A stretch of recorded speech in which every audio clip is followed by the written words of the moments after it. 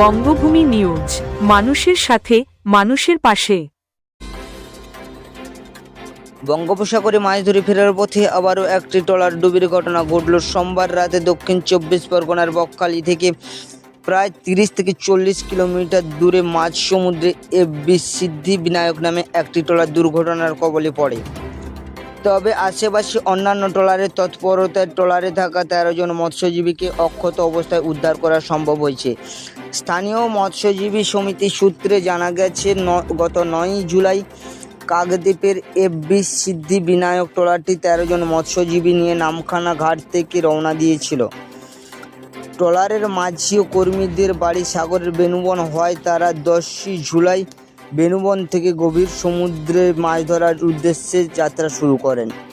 সোমবার রাতে মাছ ধরে উপকূলে ফিরে আসার সময় বকখালি থেকে দূরের সমুদ্রে প্রবল জলোচ্ছ্বাসের ধাক্কায় ট্রলারটির নিচের পাটাতন ফেটে যায়। ট্রলারে দ্রুত জল ঢুকতে শুরু করে। মৎস্যজীবীরা আতঙ্কিত হয়ে চিৎকার করতে থাকেন। সেই সময় আশেপাশে থাকা অন্যান্য ট্রলারের মৎস্যজীবীরা চিৎকার শুনতে পেয়ে দ্রুত ঘটনাস্থলে এসে পৌঁছায় এবং ডুবন্ত ট্রলার থেকে 13 জন মৎস্যজীবীকে নিরাপদে উদ্ধার করেন। মৎস্যজীবী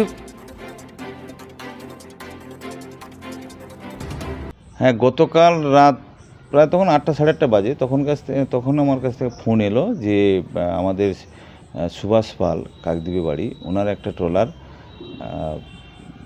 প্রায় 13 জন ফিশারম্যানকে নিয়ে ওরা ইয়ের থেকে 9 তারিখে নামখানার ঘাট থেকে বেরিয়ে গিয়েছিল। যেহেতু ওর ট্রলারের স্টাফ মাঝি বাড়ি হচ্ছে সাগরের বেনুবনে, তো ওরা ওখানে স্টে করেছিল। তো 10 তারিখ 11টার সময় বেনুবন থেকে সমুদ্রে মাছ ধরতে বেরিয়ে গেছিলো। তো ওয়েদার ভালো, ফিশিং করছিল। হঠাৎ কালকের বিকেল থেকে কোনো ওয়েদার ওয়ার্নিং নেই, অথচ এত রোলিং হয়ে গেছে কোনো ট্রলার ওখানে সমুদ্রে থাকতে পারছে না। যার জন্য আমাদের সমস্ত ট্রলার, দক্ষিণ 24 পরগনার যত ট্রলার আছে সমস্ত ট্রলার কালকে সব ল্যান্ডিং সেন্টারগুলোই উঠে আসছিল উপকূলে। তো ওই সময় প্রায় আপনার থেকে বকখালি থেকে প্রায় 48 কিলোমিটার দূরে ওই সিদ্ধি বিনায়ক যে ট্রলারটা ফেটে যায়, ফেটে গিয়ে জল ঢুকতে থাকে। সেই সময় আশেপাশে যে ট্রলারগুলো ছিল একদম পাশাপাশিই ছিল, তাদেরকে 13 জন লোককে উদ্ধার করে নিয়েছে। লোকগুলো সব সেভ আছে, কোনো অসুবিধা নেই। তবে ট্রলারটাকে উদ্ধারের জন্য আমাদের অন্যান্য ট্রলারগুলো চেষ্টা করছে এখনও।